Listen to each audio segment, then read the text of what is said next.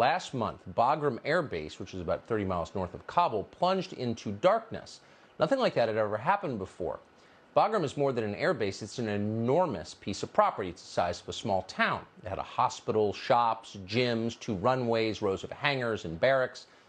As of last month, Bagram also had a prison. It held thousands of foreign fighters, including men from ISIS and the Taliban. And then all of a sudden, for the first time in 20 years, the lights went out at Bagram. The locals understood immediately what was going on. Without warning or even a courtesy notification, the U.S. military just left, split in the middle of the night, and turned off the power as they did. Ultimately, the base's new Afghan commander fled too, and so within minutes, looters descended. They found thousands of vehicles at Bagram, hundreds of them armored, as well as a huge cache of weapons and ammunition. Now, the Pentagon didn't seem concerned. Mark Milley, the chairman of the Joint Chiefs of Staff, had explained already that, quote, Bagram is not necessary tactically for what we're going to do in Afghanistan, end quote. That turns out to be a massive miscalculation. That's now clear. The decision to abandon Bagram Airfield was in fact idiotic, and it led directly to the killing of 13 American servicemen yesterday. With Bagram abandoned, the evacuation of Afghanistan is being staged from a commercial airport in the capital. And given its location, Kabul's airport is almost impossible to defend. Yet, despite the fact it can't really be defended, it remains the only way for American citizens to get out of the country. As Bill Raggio, the editor of the Long War Journal, put it, abandoning Bagram Air Base, quote, is the perfect example that generals just saluting and saying, yes, sir, and can do, and not standing up and saying, this is madness, and I can't execute this because I'm putting the lives of Americans at risk, and you need to find someone else to do it.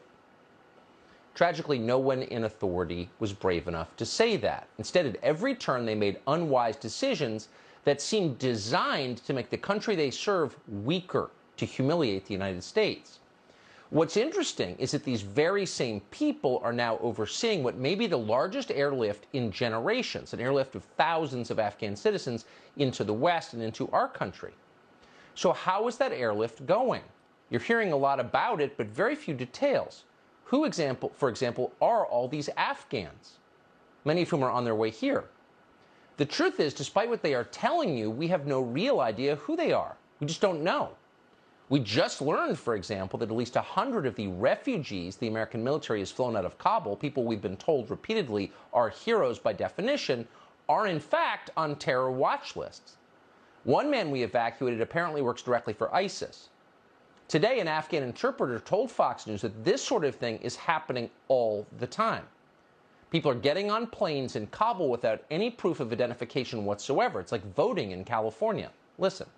I know people that they're in the same situation that I am right now. They have worked for the United States. They have provided supply for the United States. But guess what? There are people that are getting inside the airport that they have never worked.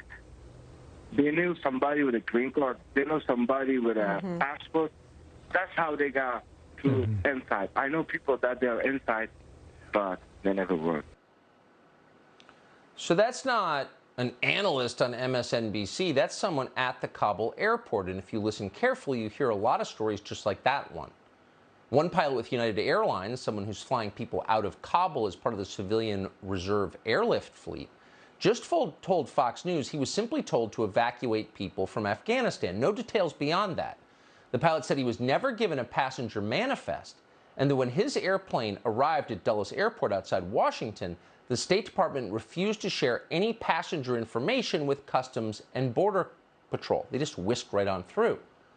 That means, as always, unnamed foreign nationals got far better treatment than you would get if you landed at Dulles Airport. Surprised?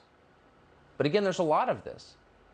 Another commercial airline employee, a flight attendant, just told this show that her flight crew was told they'd be ferrying American civilians who had escaped from Kabul, and she was happy to do that. But when they arrived in Qatar in the Gulf, they learned that, in fact, they'd be carrying no American citizens at all, none. Instead, they'd have to transport Afghan nationals, many of whom became unruly on the flight. And by the way, since these weren't American citizens, they didn't have to wear masks. Rules like that are only for you and the rest of us who are paying for it. They don't apply to people without passports from Afghanistan.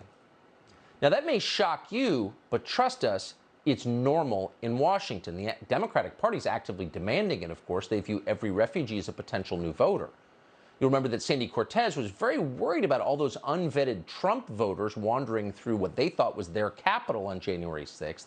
Sandy Cortez thought she might be raped, despite the fact she wasn't even there at the time.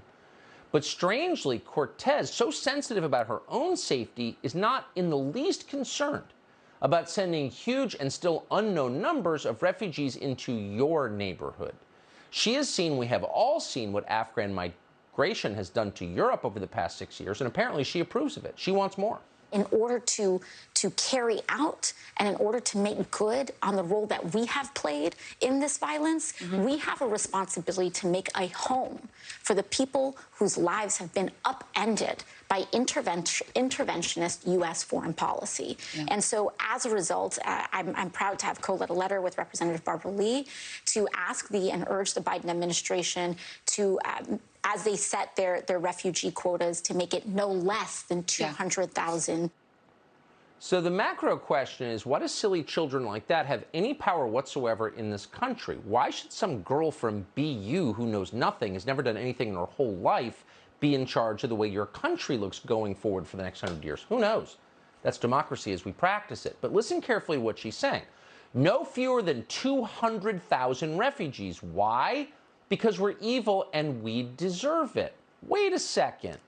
We shouldn't have spent 20 years in Afghanistan, but why did we go there in the first place? Well, because al-Qaeda was using it as a base from which to blow up the World Trade Centers and attack the Pentagon. There was a reason we went there in the first place, even if the occupation, thanks to people like Alexandria Ocasio-Cortez, turned out to be a total disaster. So we don't owe the country anything. They were the staging ground for 9/11. She was a child at the time, doesn't remember that. But her view now has bipartisan support in the city of Washington. It's not just Democrats, we're sad to report. Here's Republican Adam Kinzinger, for example, a man who not only weeps for Nancy Pelosi's superfans on the Capitol Hill Police Department, but also for foreign nationals on the no-fly list. They're painting Afghan refugees as invaders. You know, there are undertones even of racism here. What you see is in the media echo chamber, this fear-mongering, right? They're coming to your neighborhood, these hordes of people that haven't been vetted. I mean, that is not American. Refugees to this country have always been the ones that are extremely entrepreneurial. I mean, we all know that. They come here, they work hard, they fight hard for success.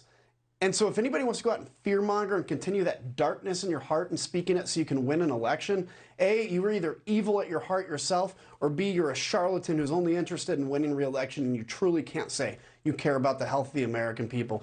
Matter of racism? Pashtuns are whiter than you are. They have beards. But there's nothing racist about having concerns about Afghans or anybody else moving here. It has nothing to do with race. So knock it off. But listen to what he's saying. Foreigners are more impressive than you are. They're more entrepreneurial. You learned that at a Koch seminar. And if you don't agree with that, said Adam Kinzinger, if you thought the point of America was to serve the people who live here, the Americans, you are, and we're quoting, evil. That's his position. You're evil. So now you know why Adam Kinzinger isn't bothered at all by what the Biden administration is doing now at the southern border, which is opening it. He's not bothered because he agrees with the result. Fewer native-born whiners, those people can go die of obesity and fentanyl ODs, more grateful foreigners to whom, who feel indebted to us, people we can claim to have rescued. So Adam Kinzinger is obviously a transparently pathetic and odious person, and we don't mean to beat up on him. He literally cries when he thinks about what a good person he is. So we don't want to single him out. The point is that his attitudes, less childishly expressed, are very common in Washington, and the numbers prove it. Since July, the United States has evacuated more than 100,000 people from Afghanistan. All heroes? All Americans? No. As of tonight, just about 5,000 of that total are American citizens. That's 5%. So you're thinking the other 95% must be heroes, right? All translators? 95,000 translators? That's what CNN is telling you. But no. Just today, the State Department admitted it has no idea how many of these people have what we're calling special immigrant visas. That would indicate they actually worked with the U.S. military and might be heroes, maybe even translators. So no, they're not all heroes. We don't know who they are. In the context of this massive, in many ways unprecedented evacuation effort, our first goal has been to bring as many people to safety as quickly as possible. So in many cases, we are going to be in a better position to provide you fidelity on numbers in the coming days and the coming weeks. As this process has been ongoing, our goal has been to put as many people on as many planes as we can.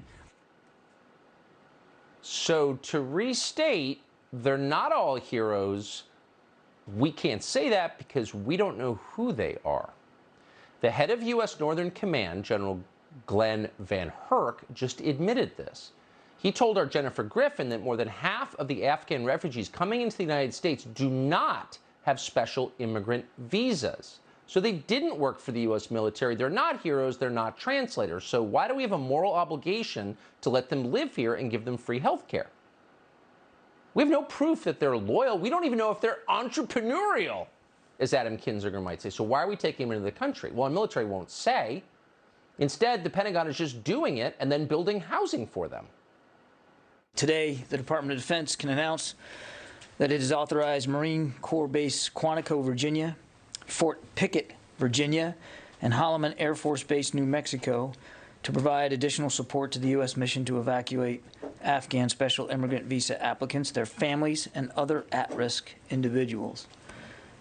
These installations join Fort Lee, Fort McCoy, Fort Bliss, and Joint Base McGuire-Dix in providing this support. The Defense Department will continue to support the State Department in providing temporary housing, sustainment, and support inside the United States for a capacity of up to 50,000 Afghan special immigrant visa applicants, their families, and other at-risk individuals. Man, they always take tragedy and they run with it to change this country outside the bounds of democracy. They don't ask anyone to vote on it. They don't ask your permission. They just take your sadness and bewilderment and they leverage it to change everything. They did that with George Floyd's death. They did it with COVID, which they helped create through gain-of-function research. And they're doing it now in the wake of the tragedy in Afghanistan that they caused. So we just learned that 50,000 SIV applicants plus their families, and here's the key phrase, and other at-risk individuals. So what you ask is an at-risk individual? We have no idea, but it's a term our military is using a lot. Today, the head of U.S. Central Command, again, used that term, at-risk Afghans. Right now, it seems like anyone in Afghanistan is at risk, and that seems to be the Biden administration's assumption as well. CBS News is reporting that some of these at-risk individuals are now being housed in U.S. government shelters. Meanwhile, soldiers at Fort Bliss are building new temporary housing as part of what they're calling Operation Allies Refuge. Now, Allies Refuge, that sounds like something all of us can get behind, offering refuge to our allies. Then you realize who these allies might be. The Pentagon now considers the Taliban an ally. We're giving the Taliban lists of Americans who are still in Afghanistan as well as other classified intelligence. We're also giving them free plane rides to our country. Michael Anton was a senior national security official in the Trump administration. He's been watching all of this with mounting frustration as well. Michael Anton, thanks so much for coming on. So, as usual, they're taking the best impulse Americans have, which is to help others in need, to reward our friends, to be loyal, and they're leveraging it to do something most Americans don't want, which is to change the population of the country. Well, remember, Rahm Emanuel, former White House Chief of Staff, Mayor of Chicago, said it best about the financial crisis of 2008, 2009. You never let a crisis go to waste. It opens up opportunities to do things that you've always wanted to do that you didn't have the chance to do until there was some kind of crisis or catastrophe that allows free action. I think there's a big slice of, I was going to say the Democratic Party, but let's be honest, it's a big part of it's all of the Democratic Party, and a big part of the Republican Party too has wanted to vastly increase refugee flows, immigration flows by any means necessary. And they're seeing this, of course, as an opportunity to do it, and they're doing it with absolute brazen shamelessness. I mean, 100,000 airlifted and only 5,000 are American citizens when, depending on which source you read, there's another 15 or 10,000 still remaining in the country, is an absolute disgrace. They're just rubbing the American people's noses in it, essentially. I mean, this is like a touchdown dance. We can do whatever we want, and you can't stop us. We're not even going to bother to lie to you. Well, especially considering the state of our country. I mean, why don't we pass a law requiring them all to drive from, say, Manassas, Virginia to, say, Needles, California, and just drive slowly, look around. Is this the country in good shape? Away from the coasts. What do you see? You see desperate people who can't afford dental care. Yeah. You see people dying of drug ODs. You see people with no jobs. The ones who do are being paid to stay home, idle, watching Netflix. Like, what the hell? If there was ever a country that needed attention from its leaders, it's ours. It would be one thing if we could have confidence in some kind of a vetting process. I think the vast majority of Americans would agree. If there are people who did translate, who really risked their lives in combat operations, who are now at risk from the Taliban, they would say, absolutely, they should be resettled here, but let's have a system where a junior officer, a non-com, somebody who actually went out in the field with this person can vouch and say, yes, I know this man. He helped us. He deserves refuge, instead of this random haphazard process. As to your other point, it's exactly right. This is not the America of the mid-20th century that was united, prosperous, confident, that had a patriotic leadership who did what was in the best interest of the American people. We're the opposite in almost all counts. We need to get our own domestic house in order. Yeah. We can't afford at this point in time, either fiscally or socially or for other reasons, to take in 100, 200,000, whatever it is, refugees, when our own country is so fundamentally broken and has such terrible leadership. And the brokenness is all around us, and we just await a leader who cares enough to try to fix it anyway. Michael Anton, appreciate your coming on tonight. Thank you. Thank you. It's all such an insult to the thousands of Americans killed in Iraq and Afghanistan. 13 more yesterday killed in Afghanistan in a suicide bombing outside the airport in Kabul. One of those servicemen was a Marine called Kareem Nakui. His fucking servicemen were killed yesterday in a bombing outside the Kabul airport. One of those servicemen was a U.S. Marine called Kareem Nakui. This video from Afghanistan could be the last taken of him before his death. This year coming on, and our hearts break for you.